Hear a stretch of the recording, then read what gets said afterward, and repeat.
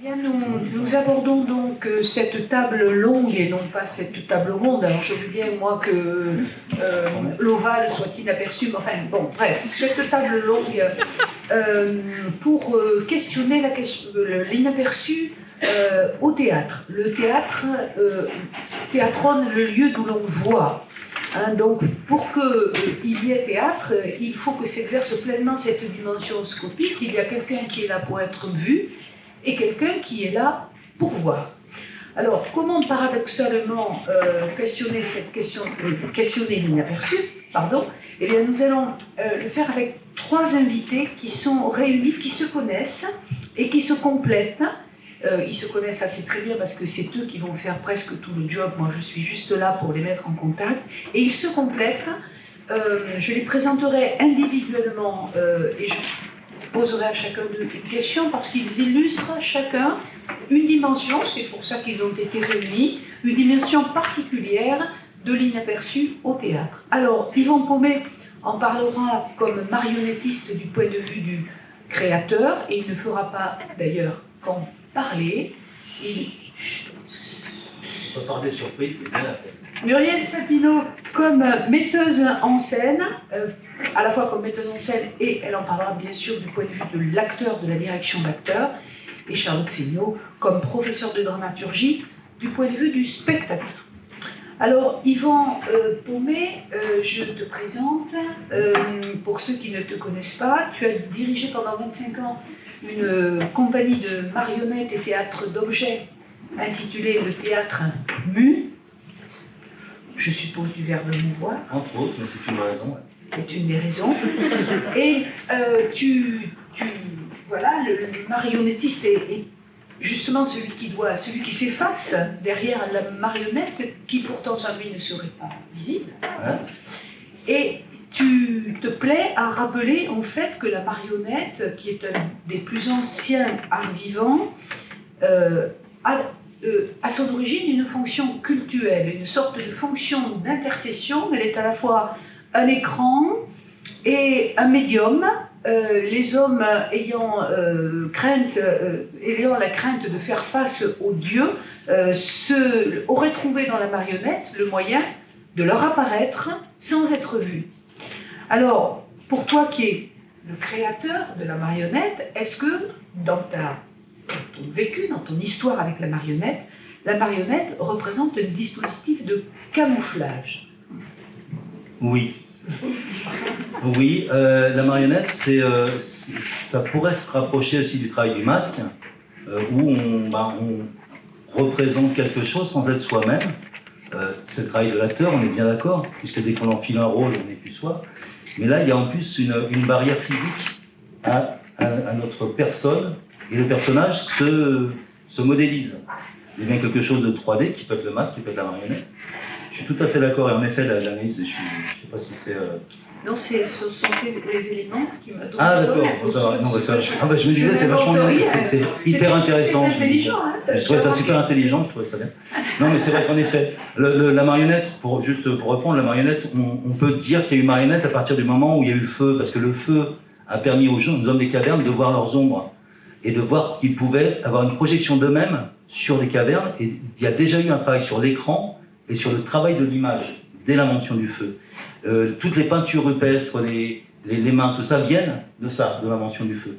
Donc en fait, le travail de la marionnette a été la marionnette a exorcisé, a aussi permis de pouvoir de raconter, de montrer des choses, de les poser sur la toile et de s'en débarrasser, de préparer, c'est-à-dire tous ces dessins qu'on peut voir à Chauvet, à Lascaux, c'est aussi une façon de mettre en scène et de préparer quelque part aussi un combat, une chasse, et finalement de planifier, de mettre en scène ce qu'on allait faire. Donc en effet, ça c'est plusieurs formes qui viennent de la marionnette. Et puis après, quand s'est développé vraiment les cultes, on sait, c'est dans toutes les civilisations, la marionnette en effet a servi de rempart. C'est-à-dire qu'on n'osait pas s'adresser à Dieu, on ne savait pas trop ce que c'était ces quantités, on savait quel pouvoir-là, on n'en savait rien, on prêtait beaucoup. Et le fait de se dire, bon, je vais lui dire un truc, mais si je me gourre, je vais me prendre la faute, ça va piquer. Donc je vais mettre un objet en disant ah tiens, c'est lui, pas si c'est lui qui prend la faute, ça me prend moins mal. En gros, c'est à ça qu'elle a servi. Et on retrouve ça partout, à part dans les cultes animistes, mais dans tous les cultes européens, asiatiques, américains, c'était cette façon de faire. Tu peux me répéter ta question? Non, justement, mais j'en change. Mais tu as fait ce geste, justement. Ouais. Et ça, c'est bon, c'est le propre de l'espace qui sépare le corps du marionnettiste de la marionnette. Voilà. C'est donc la question que j'allais poser, c'est quelle différence fais-tu avec le masque? Le masque, il est porté par l'acteur. Il le camoufle, mais l'acteur nécessairement lui donne son corps. Toi, tu as bien montré que c'est dans cette distance du bras que se joue ta pratique, en fait. Alors, en fait, oui, en effet, il y a une projection, il y a quelque chose qui se passe, au lieu d'être le travail du masque, c'est comme un travail corporel, une codification, si on parle de la comédia, si on parle du masque no, il y a une codification. Sur la marionnette, qui est corporelle, je veux dire, sur la marionnette, on projette, c'est-à-dire qu'on va mettre en avant, en cinéma, on peut appeler ça un gros plan. Ça nous permet de porter l'attention à cet endroit précis. Et ça a un intérêt particulier, c'est qu'il y a une concentration d'énergie qui, au lieu d'être répartie sur l'intégralité de ton corps, va se concentrer sur une forme beaucoup plus restreinte. Ce qui permet souvent, c'est pour ça, je pense, que, de mon point de vue, la marionnette a une force parce qu'elle est un concentré d'énergie. C'est aussi... il y a quelque chose qui est extrêmement touchant et on ne s'en rend pas forcément compte et qui passe inaperçu quand on fait de la marionnette pour le public, c'est qu'il y a un rapport à la mort extrêmement fort. J'ai le pouvoir de vie et de mort sur ce personnage, sur cet objet. Tout passe par moi, je suis Dieu. Quand je manipule, je peux lâcher. Démonstration. Par exemple, je n'ai pas du tout prévu de faire ça avec. J'ai une marionnette.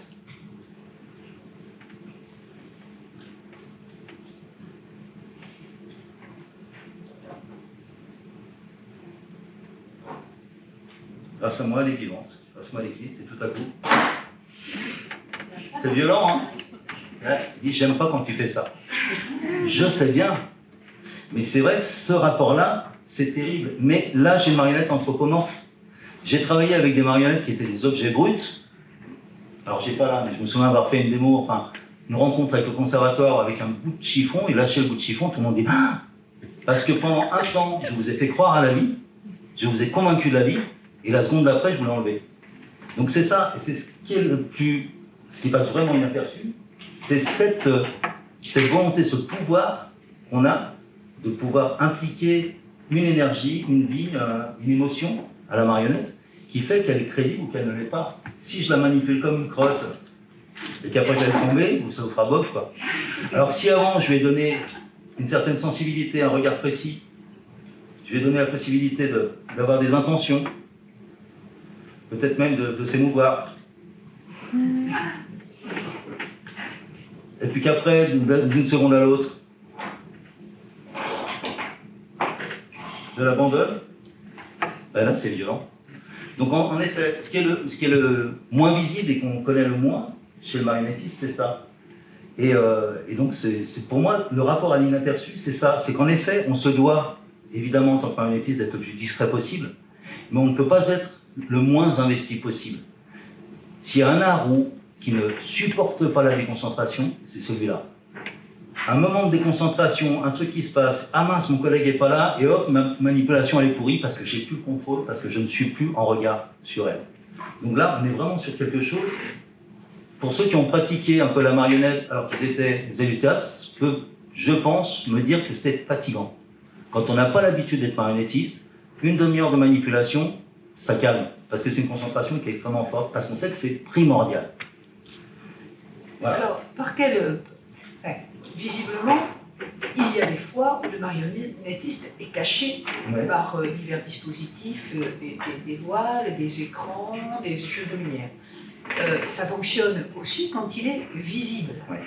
Alors, comment tu pourrais commenter ça? Donc, tu es inaperçu, c'est elle qui est vue. Par quel... justement, peut-être parce que tu disais sur cette intention que tu projettes dans cet objet et qui...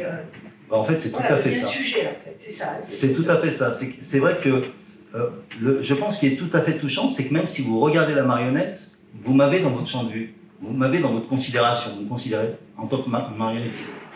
Vous considérez aussi le rapport que j'ai à elle. Et quel est le rapport qu'a le marionnettiste avec sa marionnette? Si ce n'est de l'amour. Si à un moment on n'aime pas ce qu'on a au bout des mains, il n'est pas vivant. Donc moi je ne veux pas, je n'ai jamais voulu cacher ça. J'ai toujours voulu qu'on voit l'amour et le respect que j'avais pour l'objet. Que ce soit ça ou que ce soit de l'objet brut. On a travaillé de l'objet brut avec les élèves ou dans mes spectacles. Mais c'est clairement, une fois, alors, anecdote, j'ai joué à un spectacle qui s'appelait Roméo et Juliette, les Amants de Liège, qui a joué 700 ou 800 fois, énormément. Tellement qu'à un moment, je suis tombé malade, j'ai dû me faire remplacer. Ça a été extrêmement compliqué de trouver quelqu'un qui prenne ma place, pour des raisons techniques. Et puis surtout, une fois, le spectacle se jouait avec mon collègue, et je disais, c'est bien, mais bon, c'est bien, c'est tout. Et je fais venir un autre collègue qui me dit, qui voit le spectacle, qui me dit, non, c'est super, mais le seul truc, c'est que toi, quand tu manipules, c'était des marionnettes en bouchon de champagne, hein, c'est rien de deux bouchons l'un sur l'autre, une petite articulation, pas de bras, pas d'yeux, pas de rien. Et il disait, la seule différence, c'est que toi, quand tu manipules, tu aimes. Et tant que Mathieu n'aimera pas ses marionnettes, tant qu'il ne sera pas convaincu que ce sont ses gosses, que ce qu'il tient dans la main, c'est la chose la plus importante au monde, ça ne marchera pas. Et Mathieu, je l'ai fait chier pour qu'il le comprenne, ça, pour qu'il ait une sensation, pour qu'il soit ému. À chaque mois, j'ai joué sur les 800 présentations, j'ai dû en jouer 5 ou 600. J'ai pleuré 580 fois à l'amant de Juliette, parce que c'est quelque chose, et maintenant que vous en parlez, ça me touche encore. J'ai une émotion qui m'a toujours rempli quand je jouais ce rôle, quand j'étais en train de manipuler Juliette, et qui ne me quittera jamais. Parce qu'il était impensable d'oser demander à des gens de croire à ce que je faisais si moi j'y croyais pas. Donc voilà, je suis désolé. Alors, j'ai eu des épisodes dans ma vie qui font qu'aujourd'hui je ne fais plus de marionnettes pour différentes raisons, de santé particulièrement. Donc j'ai un peu cette émotion en parlant de ça. Mais donc du coup, en effet, je pense que c'est ça. Et ça, pareil, c'est pas quelque chose qu'on affiche, c'est quelque chose qui passe inaperçu dans un spectacle. Mais pourtant, c'est un ingrédient indispensable, essentiel à l'efficacité d'un spectacle. Alors, moi, je n'ai pas la chance de t'avoir vu en action, et je voudrais savoir justement, tu parles de l'émotion, est-ce que cette émotion est visible? J'ai vu là en juin, dans un théâtre d'objets, une compagnie que je ne me souviens plus, à l'occasion de la programmation du théâtre de l'Archipel, il y avait des scènes de théâtre d'objets, et les marionnettistes participaient, étaient aussi acteurs, accompagnés. Bon. Toi, quand tu manipules ces marionnettes, est-ce que ton visage est impassible? Est-ce que tu l'insensibilises pour justement le faire disparaître, en faire disparaître les émotions? Ou est-ce que tu accompagnes la marionnette? C'est un double de toi. C'est un équilibre. Alors, voilà. Techniquement, c'est propre. Après, si je suis sur un... là, je suis un petit peu gêné sur l'émotion à elle. Il faut trouver un entre-deux. Et ça, c'est le plus gros du boulot. J'ai mis... sur mes 25 ans de carrière, j'ai dû mettre 4,5 ans à trouver le rapport juste, vraiment juste, à ça. J'ai passé un temps dingue. J'ai appelé un nombre de metteurs en scène pour me dire « Non, là c'est trop, là c'est pas assez ». À passer des filages, il me dit « Non, là Yvan, je te vois trop. Non, Yvan, là t'es trop loin. » Non, et ça, c'est un boulot de dingue. Ça, c'est faire bouger correctement une marionnette, c'est plus de la sensibilité, c'est pas vraiment de la technique. Et par contre, savoir se placer par rapport à elle, c'est-à-dire l'accompagner sans la bouffer, c'est terrible. C'est comme si vous aviez à côté de vous un mec qui surjoue, et puis de l'autre côté un mec qui est impassible, qui n'est pas là. Il dit comment je me place, moi je suis où là maintenant. Donc ça demande énormément de travail sur l'équilibre, et ça demande une conscience terrible. C'est ça qui prend aussi. Conscience de toi, de ton espace, de ton partenaire, de ton rapport avec l'objet, de ton rapport avec le public, de comment tu es dans le monde. Ça demande une conscience du rapport au monde qui est épuisant, vraiment épuisant. Et c'est marrant, là, si on n'a pas fait beaucoup, ça m'a déjà fatigué. Mais bon, je pense que c'est aussi... Bref. Et donc, du coup, voilà, je pense qu'en effet, ça demande d'être très... Alors, il y a des très beaux spectacles. Ça dépend aussi. Moi j'aime pas... Après, je ne sais pas si c'est la question, mais... avoir une marionnette qui est finie, qui a des yeux, une bouche, tout ça, qui est brune, qui est, je sais pas, chinoise, je sais pas. Je pense aux marionnettes birmanes, aux marionnettes japonaises, du bunraku, etc., qui sont extrêmement ciselées, tout ça. Plastiquement, elles sont magnifiques, mais elles ne vous laissent aucune place à vous, spectateurs. C'est-à-dire qu'en fait, vous prenez un personnage, on vous l'impose. Plus la marionnette est pure, plus vous pouvez vous imaginer qui c'est. Il y a une tradition russe, qui est une tradition que j'adore, qui est une boule blanche, un bout de tissu. Et ça bouge comme ça. Et ce qui est génial, c'est que là, ça peut être n'importe qui. Donc ça peut être tout le monde, donc ça peut être toi, ta soeur. Et du coup, l'histoire te touche d'autant plus que tu as la possibilité de te mettre à la place de ce personnage. Alors qu'un grand guerrier, samouraï, avec des trucs partout, machin, ça peut pas être toi, il a pas ta gueule. Moi, c'est pas possible. Donc moi j'ai souvent énormément épuré mes marionnettes pour pouvoir laisser la place, parce que c'est le boulot, enfin si on n'ouvre pas une lucarne au spectateur pour qu'il puisse se mettre à la place du personnage, il n'y croira pas à l'histoire. Il faut que ce soit lui. Je vais vous présenter un autre personnage qui est un peu mon alter ego, qui est en fait ce personnage-là. Ah, tiens, il perd les cheveux. Donc lui c'est clairement, je dirais, c'est un peu Tintin. Il n'a pas énormément grand-chose, tout ça, mais il va exister par rapport aux autres personnages qu'il y a autour, par rapport à elle qui est grand, qui a une stature, qui a une façon d'être.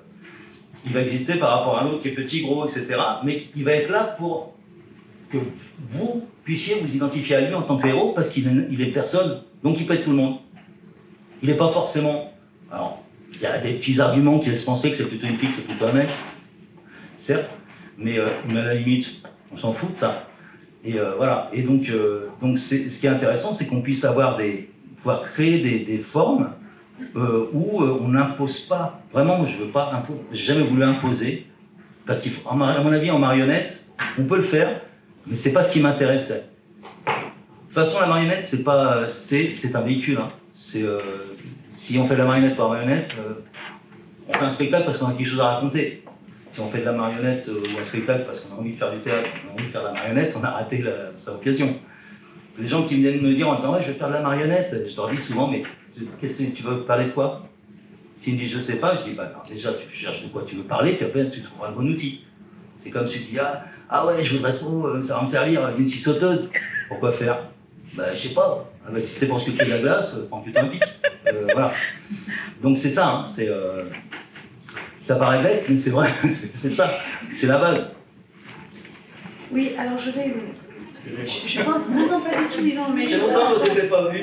Non, je vais justement, je pense, je vais faire la présentation des deux autres invités, parce qu'il y a des éléments, je crois, de ce que tu as dit, en particulier sur l'émotion que te procure toi-même l'acteur que tu mets en scène, sur lesquels pourrait rebondir Muriel Sapineau, comédienne, pédagogue, et qui est ici, qui va surtout nous parler de la direction de l'acteur et de la mise en scène. Alors, elle est formée à l'École du Théâtre National de Chaillot, et elle a cofondé une compagnie qu'on connaît, qui est la compagnie Gérard Girard. En 2014, la compagnie Les Petites Gens, pour te consacrer exclusivement à la mise en scène. Hein.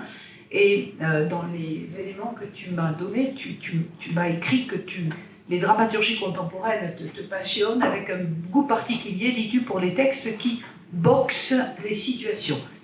On voit à peu près... Alors, il me semble que, dans la mise en scène et le travail d'acteur, il y a bien sûr un travail préalable, celui de la mise en scène et de la direction d'acteur, qui peut ou qui doit, selon les options, passer inaperçu. Et selon que c'est la performance de l'acteur qui va être plutôt mise en avant, le spectateur va percevoir ce travail préalable. Selon que la fiction du personnage l'emporte sur la performance, donc l'effet l'emporte sur la performance, c'est le personnage qui va à ce moment-là s'imposer.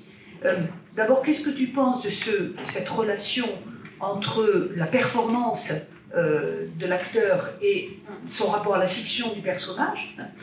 Et Charlotte interviendra aussi, je pense, du point de vue du spectateur. Et aussi, peut-être, une question, puis franchement, je suis là pour orchestrer les questions plus que pour les poser, hein, je les lance, mais évidemment, intervenez quand vous voulez, c'est une table longue. pour savoir si cette émotion dont parlait Yvan, cette émotion que lui communique, la mise en action de la marionnette, tu la ressens comme metteur en scène, même si c'est plus difficile à manier un acteur qu'un petit bout de bois, quoique. C'est plus lourd. Voilà. Voilà, donc des questions et une invitation à rebondir sur ce que Yvan a dit. Ok, très bien. Et là, alors je vais essayer. Disons que moi, la mise en scène, de réfléchir. Alors, je sors d'une semaine de répétition, donc c'est très intéressant. Puis ce matin, je me suis plongée dans le propos en me disant bon, trouvons des liens, trouvons des endroits pour rebondir. Le micro marche pas, je crois. Mince. Je vais juste faire, mais peut-être que j'ai fait. Ah, comme ça. C'est bien. Ça marche? Ça va là? Ça va là? Sinon, je parle. Après, ça De toute façon, on se connaît. Oui, ça peut. Non. Alors, je dirais que pour moi, la mise en scène, je la considère un peu comme une mise en perception, ce qui est intéressant par rapport à l'aperçu et l'inaperçu. Mise en perception, c'est-à-dire que je dirige, j'ai les mains dans ce que je vais montrer, ou ne pas montrer. J'ai des outils techniques, j'ai évidemment les outils techniques sonores, lumineux, j'ai la boîte scénographique, j'ai les mots, les trous dans les mots, les silences, et j'ai évidemment le travail que je mène avec les acteurs. Donc, autant dire que la mise en scène est une mise en perception. Et évidemment, je vais développer, je vais jouer, peut-être manipuler, peut-être essayer, plus ou moins de manipuler votre regard. C'est-à-dire qu'à un endroit du plateau, je vais illuminer, je vais mettre un certain rythme pour que vous ne regardiez que ça. Et à côté, vous ne verrez pas l'acteur qui bouge, vous ne verrez pas la transformation du costume, si tout va bien, si j'ai choisi évidemment cette théâtralité-là. Je le dis parce que dans le théâtre, on a évidemment plusieurs types de théâtralité. Il y a une théâtralité qui masque totalement le travail de mise en scène.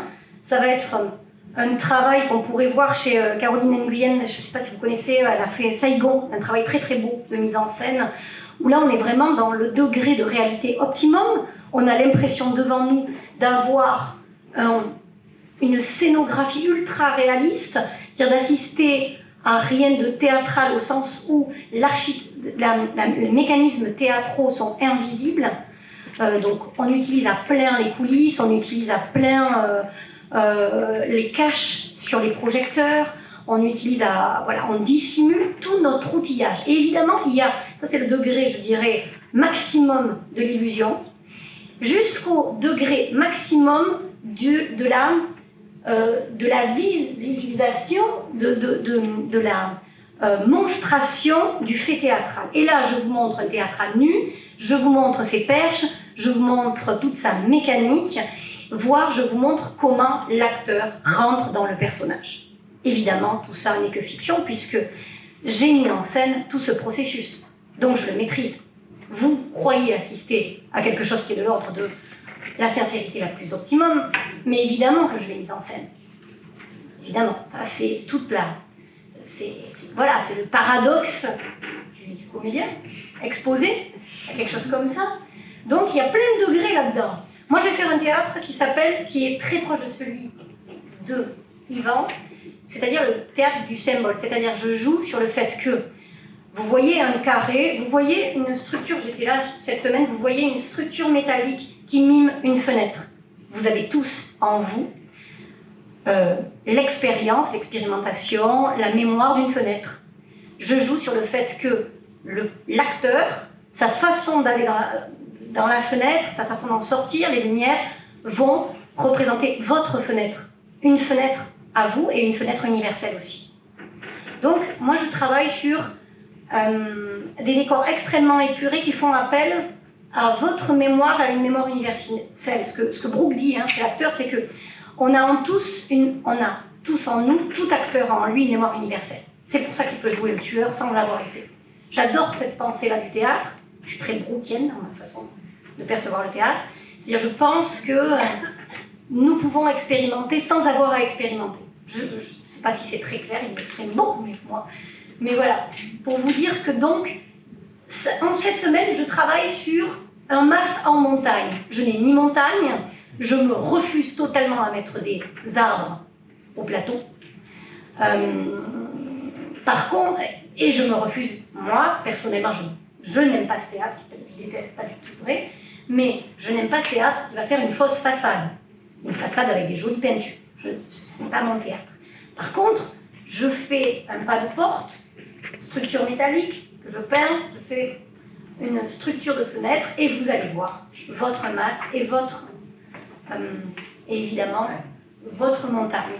Évidemment, le texte, le corps du texte, le corps du mot, et normalement le travail de l'acteur qui est de savoir aussi, lui, où est sa forêt, comment elle est, va déterminer votre regard.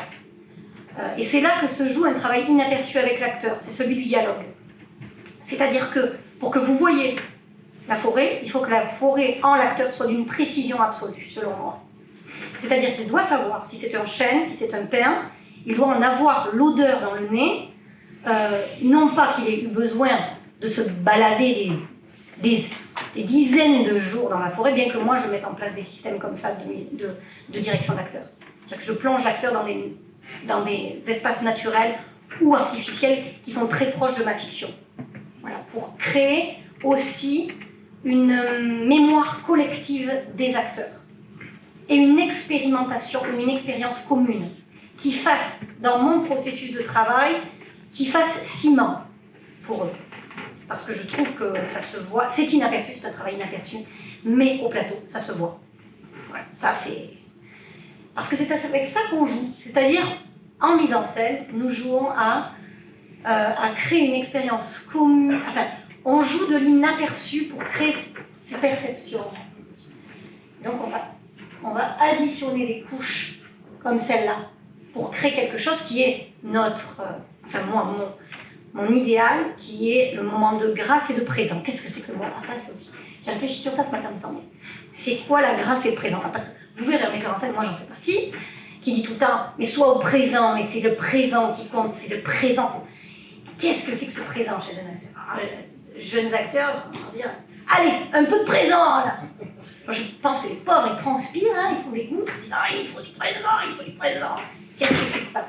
C'est une bonne question. Alors, le présent, ce serait cette étrange, presque paradoxal, le présent, ce serait ces couches de répétition passées. Ça, c'est assez paradoxal, mais bon, sans ces couches de répétition passée, pas de présent. C'est quelque chose de mystérieux que j'adore. Ah non, c'est pas mystérieux, enfin, excuse-moi, je réagis, Ouais. c'est un présent que tu forges. Et oui. C'est comme, c'est un travail sur la forge, en fait.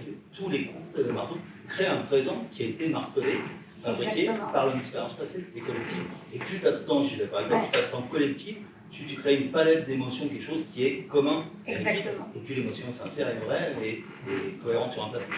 Non, je suis complètement d'accord avec elle. On a vu ce matin d'ailleurs que la question de la temporalité était induite par cette question de la perception et de l'imperception. C'était intéressant dans les tableaux.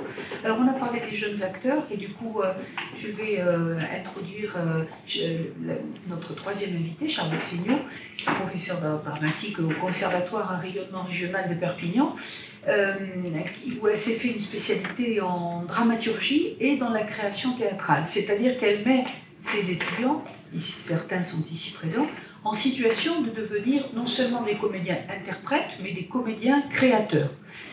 Dans ce cadre de la réalisation du spectacle, la dimension du spectateur, alors Muriel l'a déjà très très bien articulé, c'est-à-dire qu'elle pense sa mise en scène pour leurrer ou pour convaincre ou pour entraîner le spectateur.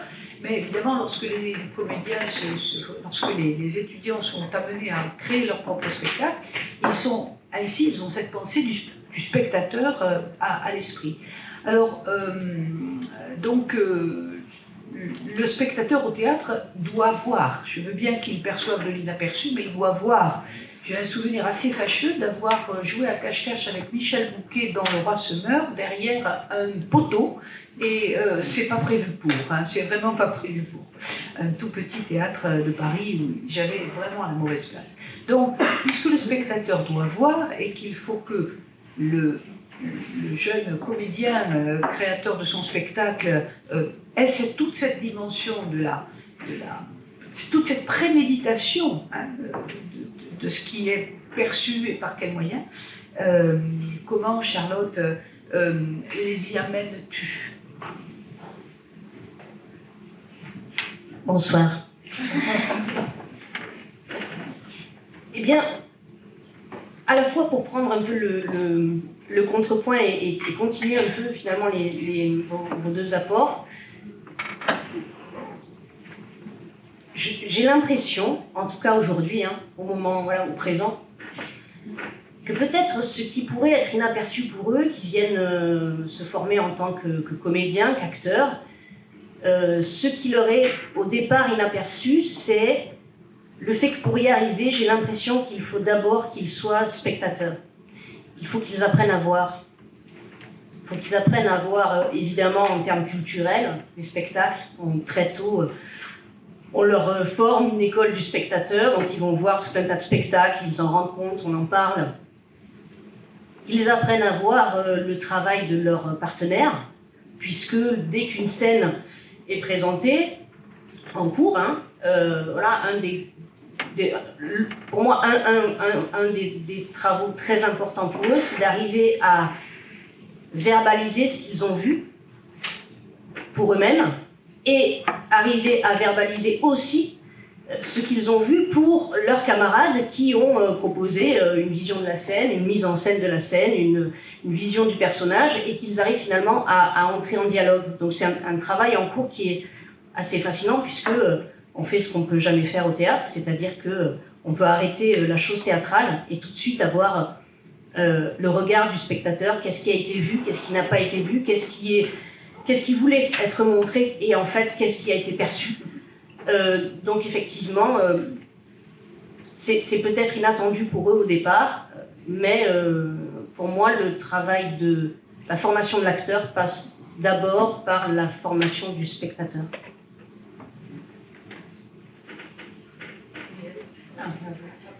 Alors là, plus que... Ce sera tout, merci. L'ignorance, vraiment, moi je trouve un acteur. C'est pas pour ton théâtre, tu démarres pas une activité quelle qu'elle soit. Tu démarres pas une activité quelle qu'elle soit sans avoir une connaissance de ce qu'elle est. Enfin, j'imagine que tous ceux qui sont devenus footballeurs professionnels, ils ont maté des matchs de foot toute leur enfance. J'imagine clairement que, je sais pas, quelqu'un qui devient constructeur automobile, il a dû bricoler des pièces mécaniques de son enfance. Oui, mais peut-être la grande différence, c'est que, et c'est ce qui me frappe théâtralement, le théâtre, effectivement, bon voilà, ce sont des questions d'optique. J'étais frappée tout à l'heure d'entendre parler des aveugles, par exemple, et je me disais, c'est incroyable le nombre d'aveugles dans le théâtre, voilà, le lieu où on le regarde, le nombre de personnages emblématiques, typiques, en fait, hein, de l'aveugle, tous ces questionnements en tragédie sur ceux qui voient pas, ceux qui ne veulent pas voir. Voilà, ça c'est des choses qui sont très développées dans le théâtre. Et je crois que contrairement enfin, les footballeurs, effectivement, ils ont un ego assez démesuré. Je dis ça, j'adore le football. Je vais essayer de ne pas parler de football le premier tout de suite. Néanmoins, ce qui frappe quand même, et il n'est pas rare, et c'est bien normal, qu'on voit de jeunes comédiens qui arrivent et qui, en fait, sont remplis de leur ego, parfois au sens noble du terme, mais qui sont absolument centrés. Et en fait, moi, ce que je trouve intéressant, précisément, c'est, là aussi on a parlé d'empathie tout à l'heure, comment est-ce qu'on arrive à se décentrer soi-même pour devenir un autre parce qu'on devient un personnage, comment on arrive à se décentrer pour arriver à faire exister le personnage dans la relation qu'un personnage a avec l'autre personnage. Voilà, un acteur merveilleusement bon, il ne peut pas être bon seul. Donc cette question-là de l'écoute et du décentrement, et en fait le fait d'arriver de temps en temps, en tout cas au départ, à faire écran avec soi-même pour devenir un personnage me semble central. Et du point de vue du spectateur, quelle est selon toi l'expérience qu'il fait de l'inaperçu? Alors, sans rebondir, mais c'est pas tout à fait la même chose que ce que disait Muriel sur je fais en sorte qu'il voit ou je fais en sorte qu'il ne voit pas, moi comme un metteur en scène. Plus généralement, est-ce que tu penses que l'expérience du spectateur implique la question de l'inaperçu? Alors, elle n'est pas là, mais au moment où elle a partagé ça en cours, je savais que je reparlerais souvent à mes élèves et puis je suis contente de le partager avec vous. J'ai demandé l'année dernière à mes élèves sur le modèle d'une sorte de partage qu'avaient fait les comédiens du français pendant le confinement, qui se racontaient en fait leurs grandes aventures esthétiques, comme ils ne pouvaient pas jouer, donc ils en ont fait une vidéo et donc on connaît les grandes aventures esthétiques des grands comédiens du français. Et donc j'ai demandé ça à mes élèves, voilà, préparez, réfléchissez, quel a été votre grand choc esthétique, en tout cas jusqu'ici. Et il y a deux réponses, évidemment, elles étaient toutes merveilleuses parce que mes étudiants sont merveilleux. Il y a deux réponses en particulier qui m'ont manqué, c'est précisément deux réponses qui en réalité parlaient de ce qu'on ne perçoit pas. La première, c'est celle qui m'a dit qu'elle n'avait pas encore eu d'expérience esthétique, mais parce qu'elle savait qu'elle l'attendait, qu'elle ne l'avait pas encore perçue, l'attente était d'autant plus grande et que c'était finalement un moteur pour elle. Et la deuxième réponse qui m'avait assez profondément bouleversée, c'est une jeune femme qui m'a dit qu'elle avait eu beaucoup d'expériences esthétiques très fortes et que finalement, j'aime bien parce qu'ils parlent comme s'ils avaient 50 ans, puisque c'est l'âge canonique, semble-t-il, cet après-midi. Elle a dit, finalement, l'expérience esthétique ultime pour moi, c'est à chaque représentation, lorsque le public s'est installé et que tout d'un coup, le noir se fait dans la salle et sur la scène, et c'est l'espace de ces 5 secondes avant que le spectacle commence, où il n'y a rien à voir. Voilà, là est la grande expérience esthétique, et c'était pour elle l'expérience esthétique ultime, parce que c'était l'expérience de l'amour vivant et puis de la rencontre. C'est pas de moi, mais c'est beau.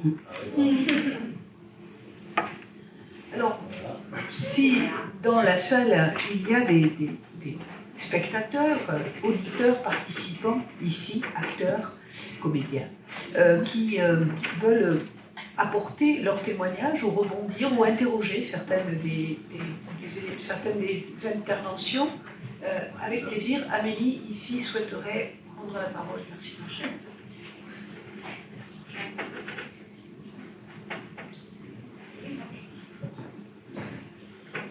Alors, j'en aurais une première pour Yvan. Enfin, c'est une question assez simple.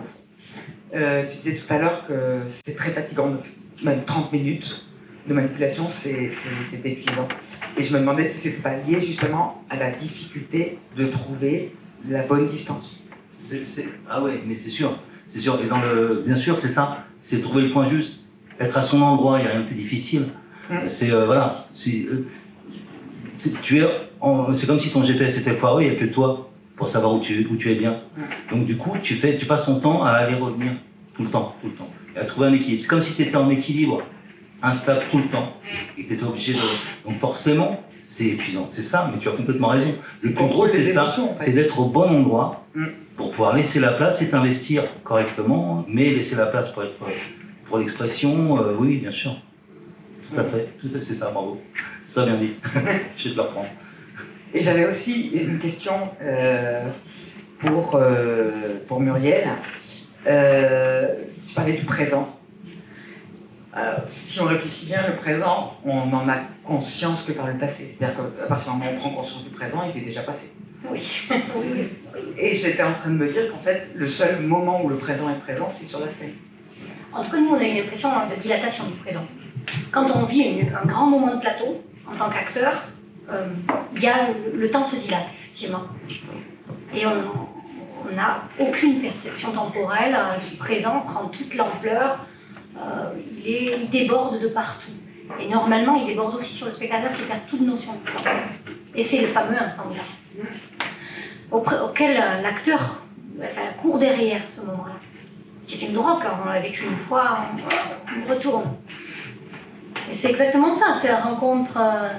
Et pourquoi on continue des fois, même il y a des moments où j'en ai marre de voir des spectacles, et pourtant je vais pour ces 3 secondes aussi de noir, espérer encore que quelque chose se passe. Il y a un très beau spectacle à Avignon une année, c'était son nom, et le spectacle est très beau, pourvu que quelque chose se passe. Et c'est vraiment ça, ces 3 secondes. Et là, le temps se dilate dans cette expérience, qui peut être déçu très rapidement. Et ça, c'est terrible, on espère que son spectacle soit. Le temps c'est là, et il est incarné. Et il est incarné. Oui, peut-être pour ça. Parce qu'il y a une... Oui, moi je dis toujours, il y a une condensation de vie. C'est comme si on avait mis dans une bouteille une condensation de vie, du coup le temps prend tout. C'est ce qu'on demande à l'acteur, cette condensation de vie. Il est porteur de tout à cet instant-là. Et c'est nous, metteurs et metteurs en scène, qui devons nourrir. C'est le dialogue tout inaperçu qu'on passe des mois avec pour lui raconter des histoires, parfois par les mots, par le corps, par une direction qui épaissit. Je laisse faire l'acteur comme une... On arrive au début avec un feuillet. À la fin, on espère qu'il a une Bible pour jouer, quoi. On a fourni une telle densité qu'il va pouvoir la reproduire, ou la produire, pas la reproduire, la produire, mais que du présent. Par contre, c'est pas parce que c'est gagné aujourd'hui que demain ce sera gagné. Ça, c'est Sisyphe. Rien n'est. Voilà. Mais Sisyphe peut être heureux.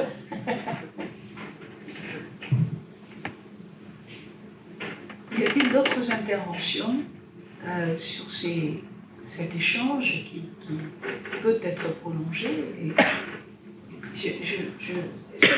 est-ce que c'est...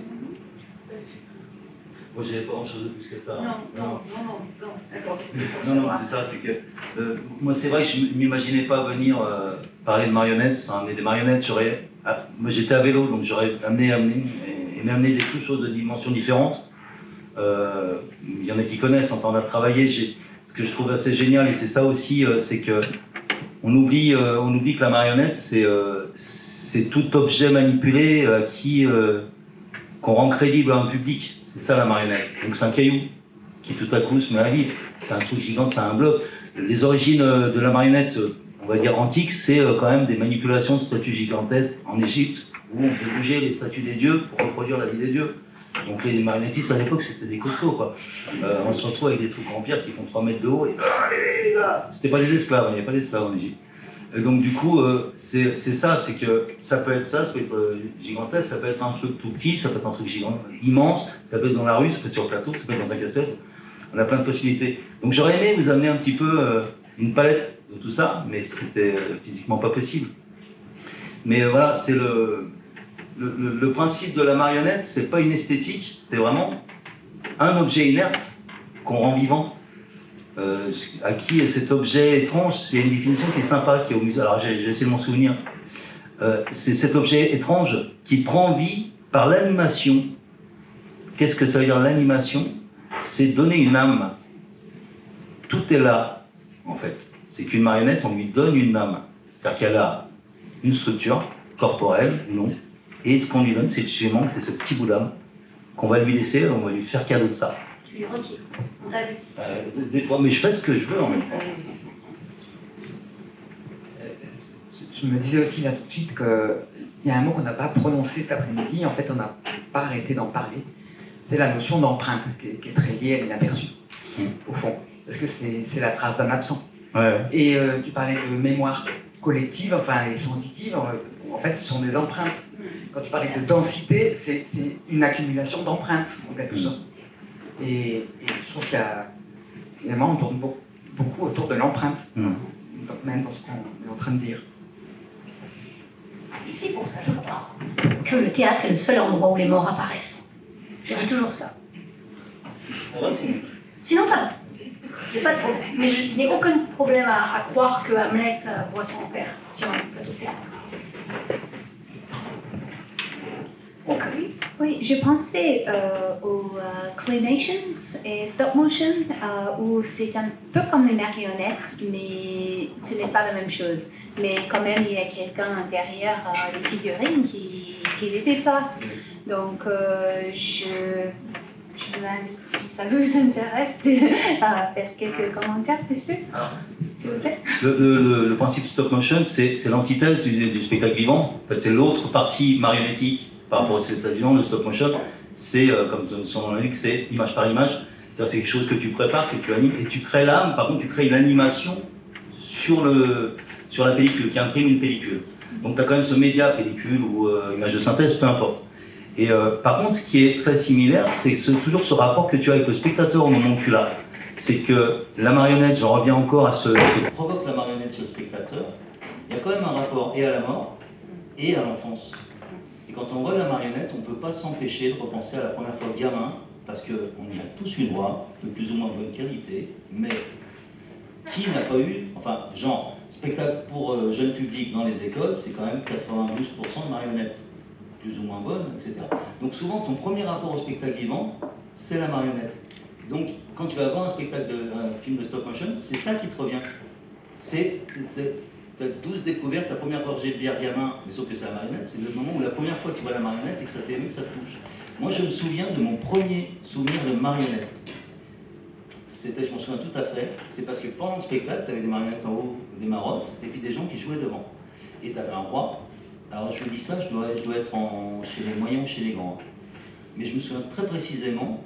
Et donc, il y a un gars qui passait devant, qui était un vendeur, et puis en fait, qui était un voleur, bref. Et il y a le roi qui était une marionnette, qui décide, ouais, chassez-le, etc. Donc le gars se fait poursuivre, virtuellement évidemment, parce qu'il y en a qui sont dans le castelet, lui il court devant, par les soldats, et il dit, c'est pas grave, j'ai qu'à faire croire que je suis le roi. Et là, il fabrique une marionnette du roi, mal foutue, qui ressemble vaguement à l'autre, qui commande aux marionnettes. Et là, pour la première fois dans ma vie, je me dis, ah mais, ceux qui sont là-haut ne sont pas vraiment vivants. Ceux qui sont là-haut sont manipulés comme celui-là là, qui me montre pour la première fois qu'il y a des gens derrière la bande qui tiennent les objets. Je me rends compte à ce moment-là, que j'en avais certes, j'habitais Lyon, si je n'avais pas vu Guignol 150 fois, je ne l'avais pas vu quoi. Je me rends compte pour la première fois de ma vie que ce sont des êtres humains qui font bouger ces personnages de bois. Et du coup, ce rapport, tu vois, à « ah mince, le pouvoir, machin, c'est comme ça que ça marche, tout ça », m'a radicalement changé ma vision de la marionnette. Et surtout m'a fait comprendre que ce que c'était qu'une marionnette. Alors c'est marrant qu'on utilise cette parenthèse, sans doute pas très intéressante, mais j'ai envie de la dire. Vous savez d'où vient le mot marionnette quand même. On est les seuls à parler, à dire marionnette, on dit souvent poupée ou poupette, etc. En fait ça vient de Marie, la Vierge Marie, vous savez. Là-bas, voilà. Parce qu'en fait c'était les seules choses qu'avaient le droit de faire les nonnes, en fait, c'était de fabriquer des effigies, des représentations de la Vierge Marie. On faisait des papes de Marie, des marionnettes.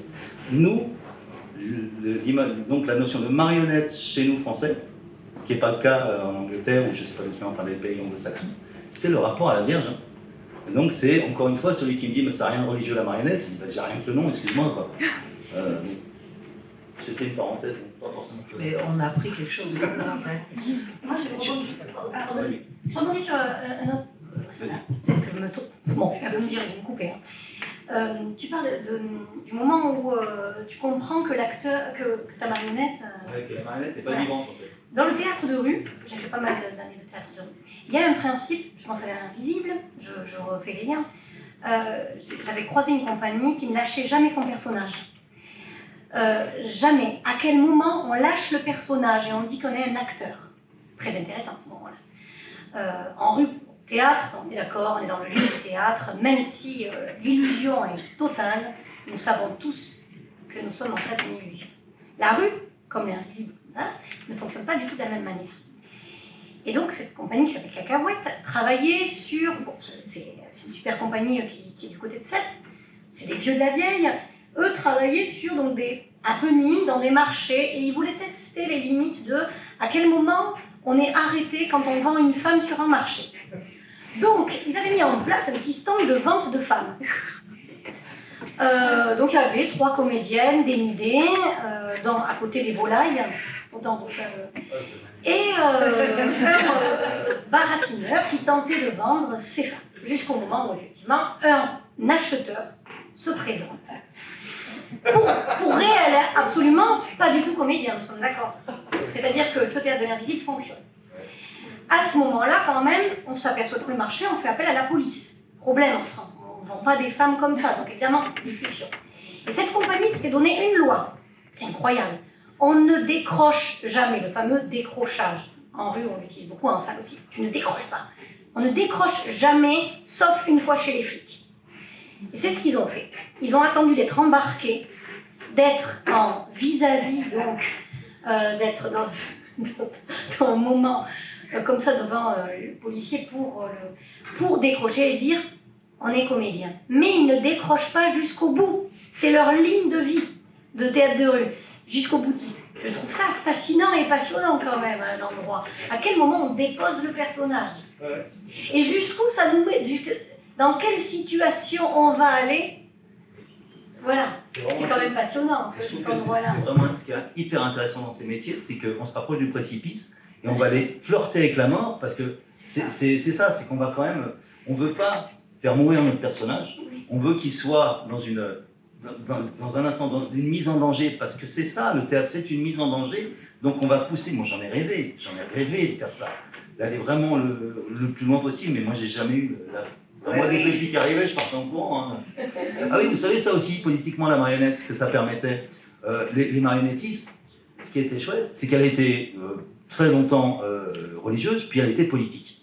Par exemple, si vous prenez le Guignol lyonnais, 1802, Mourguet, lui, il était dentiste. Hein, il était vous imaginez ce que c'est un dentiste en 1802? C'est un stand sur un marché, il perd tenaille, hein, ouvre la bouche, bim, voilà.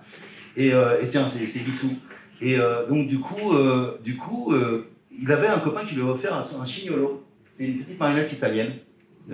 Et donc qui est une forme très simple, comme cette marionnette italienne. Et puis pour distraire ces gars, pour qu'ils ouvrent la bouche quand ils rigolaient, il leur faisait ça, il leur racontait des bêtises, et ils se foutaient la gueule du public, ils vont faire paf, et hop, ils se sont l'air. Ah non, c'était l'autre, attends, je recommence. Et voilà, il s'était rendu compte de ça, et c'est se rendant compte de ça que les gens venaient plus voir finalement sa marionnette, parce que ce qu'il racontait était très drôle, critiquer l'actualité, le pouvoir, etc. Il s'est dit, je vais faire du théâtre. Et donc il a commencé comme ça à dire des trucs sur le pouvoir, mais sauf qu'il se faisait arriver par les flics. Donc il a développé le Castelet, il a été choper le Castelet qui était déjà présent en Angleterre beaucoup plus qu'en France. Il l'a ramené, il existait encore un peu en France mais peu, et ce qui était intéressant avec le Castelet, c'est que tu es là, tu dis que Macron est un con, tu dis que, à l'époque, tu disais Macron est un con, t'es dans le tôle. Maintenant, tu peux. Ouais, enfin, évite quand même. Donc voilà, tu dis un truc comme ça. Les flics, tu jettes la marionnette, tu sors par derrière du Castelet, c'est pas moi. Tu crains rien. Donc c'était l'intérêt, et encore une fois, on revient sur l'histoire de ce masque, tu passes inaperçu dans tes propos, tu peux faire aller loin dans tes propos. Il y a quand même si je ne voudrais pas dire bêtise, mais il me semble qu'il y a eu un moment, un soulèvement national quand la reine, excusez-moi, j'ai trop de mémoire, a fait interdire Punch et Judy en Angleterre. C'est qu'à un moment, parce que Punch et Judy étaient disaient trop le mal de la reine, je crois que c'est Victoria, et ben le peuple a dit ça va pas bien, non? Et on veut Punch et Judy, quoi. Victoria s'en rend compte que c'était finalement un moyen de garder le peuple tranquille, d'accepter qu'il se foute un peu de sa gueule à elle, à travers ses marionnettes. Elle dit, bon, ben d'accord, ok pour Punch and Judy. Parce qu'au moins, pendant qu'ils rigolent de moi, ils ne pensent pas au fait qu'ils ont faim, qu'ils vivent des inégalités. Donc en fait, vous voyez les guignols de l'info? Vous vous souvenez, pour les plus jeunes? Voilà, donc c'était ça. Donc en fait, ça aussi, c'est le pouvoir inconnu, inaperçu, on ne s'en rend pas compte de la marionnette, le pouvoir politique de la marionnette. Alors, ouais. Oui, Éline, une question. Puisque vous avez le doigt. Après, je voudrais justement revenir avec Charlotte sur l'espace du théâtre et la question de la perception selon que l'on est au premier ou au dernier rang du théâtre. Et comment on forme un comédien pour qu'il puisse répondre à la fois à la perception du premier rang et du dernier rang. Émile. Oui, je voulais répondre un peu sur ce que venaient dire Yvan et Muriel sur le moment où on lâche le rôle, qui est une question un petit peu importante quand on est comédien. Et nous, en tant que jeunes étudiants et comédiens en devenir, une question qu'on se pose déjà ou à laquelle on va être confronté assez rapidement, qu'on est en plein là-dedans. Et justement, durant ce colloque, on nous a demandé de faire des petites interventions qui nous ont posé cette question, et je ne sais pas si c'est le moment d'en parler. Par exemple, sur le lâcher du personnage, je sais que j'ai des collègues qui se sont assignés un personnage à tenir pendant toutes ces conférences passionnantes et qui sont plus ou moins passés inaperçus. Je pense notamment à l'assistante de Fanny Ardant qui a dû tenir toute la journée d'hier à côté de sa petite chaise en prenant des notes. Et c'était assez agréable de l'extérieur à voir et on a eu des retours positifs sur ça. de savoir est-ce que c'est vrai, est-ce que c'est faux, à quel moment elle le lâche. Et même moi, en étant complice du truc, très régulièrement, je jetais des petits coups d'œil en disant mais elle le tient encore, ah oui, elle continue. Et puis je la voyais sortir, et puis elle répond au téléphone, et je me dis mais est-ce que c'est perso, ou est-ce qu'elle parle à Fanny Ardant? Et finalement, ça a tenu toute la journée sans qu'on voit vraiment le moment où ce personnage se lâche. Tu sais que ça a été la même chose pour Charlie avec son petit bonnet rouge, que j'ai vu se balader dans les rangs pendant toute la journée, en me disant mais à quel moment elle va enlever son bonnet et juste soit profiter de la conférence, soit aller manger des petits gâteaux en bas. Ben non, son petit bonnet, puis elle se balade dans tout ça. Et je trouvais ça assez fort et assez rigolo. Et du coup, ça faisait écho à ce que vous disiez. Et dans un tout autre genre, écho à ton anecdote, Muriel, sur la vente de femmes sur les marchés publics, dans une dimension certes moindre, on a installé dans le hall des petites affichettes, des petites annonces anonymes sur une jeune étudiante qui serait prête à vendre son corps pour financer ses études, avec des petits numéros de téléphone à décrocher. Et quand on les a préparés, on s'est demandé, est-ce qu'on met un vrai numéro de téléphone au cas où un client... Ben, du coup, j'ai mis mon numéro personnel. Mais on n'a pas eu d'appel. Voilà. Mais alors, est-ce que les petits papiers ont été enlevés? Et oui, ils ont été arrangés ce matin à midi. On est descendu, il n'y était plus. Je pense que c'est des agents de sécurité qui se sont un petit peu inquiétés sur ces publicités douteuses. Tu sais Ou pas. peut-être un acheteur très intéressé. Mais du coup, voilà, c'est peut-être moins risqué que se mettre sur la place publique et moins visible qu'un stand C'est dommage de ne pas avoir prévu la suite. De ne pas avoir prévu le coup de téléphone. Qu'est-ce que vous disiez dans Oui, mais alors, Émile, faites attention, tout est enregistré, donc attention à ce que vous allez dire maintenant. Si vous avez prévu la suite, restez discret. Eh ben non, on n'avait pas réfléchi à une suite. On s'était dit que c'était... On va pas prendre ce risque. Non, juste, on attendait de voir si on allait recevoir un hypothétique appel, ce qui était quand même peu probable. Et je sais pas, est-ce qu'on peut faire un petit sondage sur ces affichettes? Je suis d'accord avec Muriel. Prépare ta réponse. Prépare ta réponse. Il faut aller au bout. Si t'as un appel, dis pas non, mais c'était une blague. Va au bout. Oui, il faut travailler sa réponse. Je pense que c'est... Et on n'avait pas Sinon, prévu, tu non. crées un début, c'est de dramaturgie, c'est de la dramaturgie, et tu vas pas au bout. Et même, va au rendez-vous. et tu m'appelles, je viens avec toi. Je n'y penserai pour la prochaine fois. Alors, ce serait peut-être justement l'occasion de demander aux gens qui sont dans la salle et qui ont vu ou qui n'ont pas vu ou qui ont vu à retardement toutes ces interventions, ce qu'ils en ont pensé, ce qu'ils en ont perçu, s'ils les ont vus tout de suite, l'effet que ça leur a fait. Voilà, j'aimerais bien, on aimerait bien avoir, ils aimeraient bien avoir votre retour, parce qu'en effet, c'était assez spectaculaire de tenir un rôle toute la journée, et puis d'arriver à multiplier, comme vous l'avez fait, les occasions, les événements, les happenings, et puis aussi il y a eu d'autres formes. Alors, ça serait intéressant que les gens qui ont assisté au colloque nous donnent un petit retour sur vos interventions, et que votre professeur, qui ne vous a pas quitté les yeux, dise ce qu'elle en a pensé aussi. Je peux juste te dire que j'ai vu les affichettes, mais je me suis dit, j'ai pas lu, et je me suis juste dit non mais de toute façon, quoi que ce soit, je vais pas céder à ma tentation de regarder toutes les affichettes. Donc voilà, donc je peux juste dire que j'ai vu. Maintenant que vous le dites, je me dis bah c'était donc ça. Alors je regrette presque de ne pas avoir regardé de plus près, mais bon, on peut pas tout regarder. Ouais, peut-être pas. Donc voilà. Donc en gros, j'ai vu, mais pas tout. Et je trouve que c'est très intéressant quand tu fais ce genre de... Je trouve que c'est très intéressant, c'est le risque de passer inaperçu dans ce que tu fais. C'est tout l'intérêt. C'est-à-dire que tu prépares un truc, et puis si les gens passent devant... Nous, on s'est déposé dans des vitrines à Avignon, dans des positions bizarres, les mecs sont passés toute la journée sans nous voir. On est resté 2 heures, puis on s'est barré. J'ai dit, au moment, ça va. Donc tu vois, avec des... Tu sais, on s'était foutu dans le Monoprix avec des fringues dégueulasses. Les mecs passaient, personne ne s'est arrêté pour nous regarder. Ça a duré 2 heures, on s'est barré. Donc tu vois, là, tu dis, ok, c'est te dire à quel point c'est l'intérêt des vitrines, ou alors que tout est possible. Par contre, je me souviens avoir vu le Blue Man Group qui est resté 4 heures sans bouger dans la vitrine du même Monop, avec les gens qui attendaient qu'ils bougent. Et ça, c'est génial, parce que tu te dis, les gars, et les gens sont comme ça. Et moi, je me suis passé en parade dans un sens, revenir 2 heures après avec les mêmes personnes. Il va bouger. Il a bougé. Non, il n'a pas bougé. Attends, il n'était pas comme ça. Avec ça, avec le côté Tu vois, tu regardes ailleurs, tu dis, putain, il a bougé, je ne l'ai pas vu bouger. Tu vois, comme chez Gentil, où tu as un moment, un truc qui se passe, hein. Bon, le kangourou, le voyageur immobile, il part de là, il traverse la Seine, tu ne vois jamais bouger. Un kangourou sur des skis, grandeur nature, il arrive à un moment, il est là, tu dis, ah, un kangourou, il se passe un truc, puis il retourne, ah, il a fait 2 mètres. Mais quand est-ce qu'il a avancé? Il arrive au milieu, là, il se met à chanter un blues, et donc déjà, tu viens comme ça, et il sort de la scène, tu le vois pas sortir, jamais. Tu vois, et tu te dis, t'es tombé, alors c'est le challenge. Alors moi, à chaque fois que j'ai un spectacle si gentil, je dis, attends, il m'en va pas, je regarde partout, voilà, et puis de toute façon, tu passes à côté, quoi. Donc c'est ça qui est drôle. C'est de jouer sur ça, sur le truc magique, il faut, voilà, c'est des trucs de magie, quoi. Il y en a une question?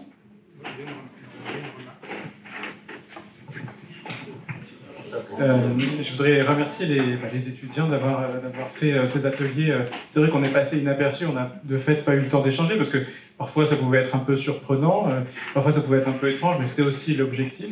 Et je trouve que, pour répondre à votre question sur les petites affichettes de l'étudiante dont vous parlez, que je n'ai pas vue, en fait, et de votre anecdote sur le fait d'être dans un lieu habillé d'une certaine manière et de passer inaperçu, je trouve que ça soulève aussi autre chose. C'est une réflexion lancée comme ça, c'est pas forcément une question. Ça soulève, je trouve, quelque chose qui concerne notre façon d'habiter le monde, en fait, et d'être plus ou moins sensible aux choses qui nous arrivent, aux violences. En fait, j'ai fini ma communication hier sur les violences domestiques et sur la façon dont on peut être parfois confronté à ces violences-là. Et en fait, je trouve qu'il y a un peu cette idée-là. On parlait d'éthique hier, on parlait d'éthique. Quelqu'un posait la question d'éthique par rapport au photojournalisme, mais je trouve qu'il y a un peu cette idée-là, c'est-à-dire en fait à quelle place on est actuellement quand on est dans ce colloque, en tant qu'intervenant, en tant qu'étudiant, en tant que celui ou celle qui vient assister, et en fait jusqu'où cette place nous autorise à intervenir précisément dans ce qui nous arrive ou dans ce qu'on voit autour de nous. Et de fait, ce que vous avez fait, c'est assez intéressant, ces numéros de téléphone qu'on laisse et qui sont après décrochés par certaines personnes. Mais moi, j'aurais plutôt tendance à vous dire, il faut absolument arrêter l'expérience-là, parce que ce n'est qu'une expérience qui vise finalement à dénoncer une certaine violence, et ce serait plus intéressant précisément on va dire de réfléchir là-dessus, à la violence qu'on engrange en faisant ça, et à la violence à laquelle on fait référence, en fait. Donc j'ai vraiment beaucoup apprécié cette expérience, surtout là que vous nous donnez la possibilité d'avoir un retour dessus et d'y réfléchir. Voilà, moi j'aurais plutôt tendance à dire, moi ça m'a questionné sur ma façon finalement d'habiter le monde, d'habiter cet événement, et sur les actions que je peux avoir, qui peuvent être éthiques ou non, ou les réponses, les réactions que je peux avoir en étant éthique. On s'est tous baladés dans la rue et on a tous déjà vu des personnes sans abri et des réfugiés, et bien sûr, des centaines de fois par jour, on passe à côté, ils sont complètement inaperçus, et je trouve que finalement, cette réflexion-là que vous avez vue, moi, m'a fait penser à ça. Voilà.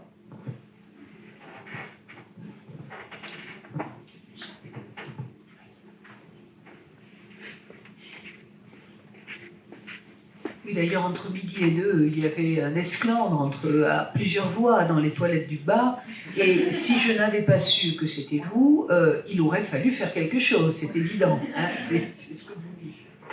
Oui, moi je voudrais simplement apporter un témoignage de ce que j'ai vécu ce matin. Parce que il y avait, oui, c'était ce matin, je pense, un peu dur, hein, 2 jours de colloque, donc voilà, c'est le temps dilaté, je sais plus si c'était ce matin ou hier, enfin je pense que c'était ce matin. Du coup, voilà, on avait salarié 2 étudiantes pour voilà, nous aider, etc. Et notamment aussi pour apporter le micro. Et puis du coup, ce matin, alors il faut dire, pour bien comprendre le tout, normalement on devait avoir 3 étudiantes, puis il y en avait une qui était malade, donc on n'en avait que 2. Et du coup, voilà, elles avaient fonctionné à 2 très bien hier. Puis ce matin, j'en vois une qui, en apportant le micro, au lieu d'apporter le micro en marchant, enfin comme vient de le faire Macha, elle courait sur... et je me dis, alors je me dis, mais c'est la troisième qui... Elle nous a dit qu'elle était malade, mais du coup, elle n'est plus malade, elle vient ce matin. Et puis, comme elle n'a pas assisté à notre... En plus, moi, j'étais au courant quand même, en tant qu'organisatrice, je savais qu'il y avait des étudiants qui allaient jouer un peu le... Mais j'ai plus du tout pensé à ça. Et je l'ai vu qu'il courait, je me disais, mais pourquoi il court? Mais elle va tomber, c'est pas possible. On leur a jamais dit de courir. En plus, moi, comme j'étais une des organisatrices, je me suis dit, je me sentais fautive, quoi. Je me disais, mais mince, elle va se casser la figure à cause de notre faute. Donc je me suis précipitée, c'est ce que je veux dire. Après, je lui ai dit, mais pourquoi vous avez couru? Et alors, là, il a joué le rôle jusqu'au bout. C'est-à-dire que loin de se dévoiler, évidemment, elle m'a dit, je sais plus exactement ce qu'elle m'avait dit, mais enfin, elle s'est plainte quelque part. Elle m'a dit, heureusement que j'ai pas prévu de talons, parce que, voilà, je risque d'en être tombée. J'ai une petite jupe aussi, alors c'est pas très facile de courir. Et moi, j'ai marché en plein, quoi.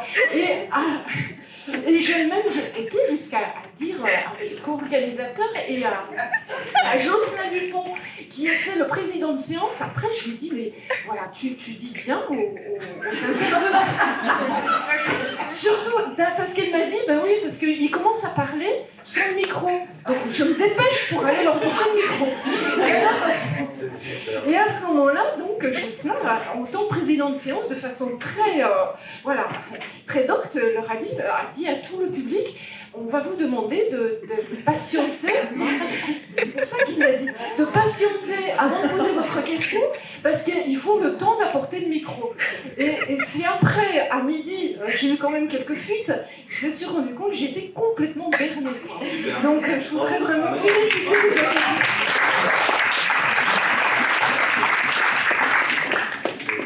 Alors, ça a été jusqu'au bout, quoi. Hein. Je pense que le rôle a été tenu jusqu'au bout et c'était vraiment super. Ils n'auront peut-être pas tous la possibilité de rendre compte devant vous de ce qui s'est passé pour eux. Donc ça passera effectivement, là encore une fois, un peu sous les radars. Il y a une chose qui m'a frappée, précisément étant au courant de ce qui allait se produire, c'est que... Il y a des spectacles que, alors même que j'essayais désespérément de tout voir, que je n'ai pas vu.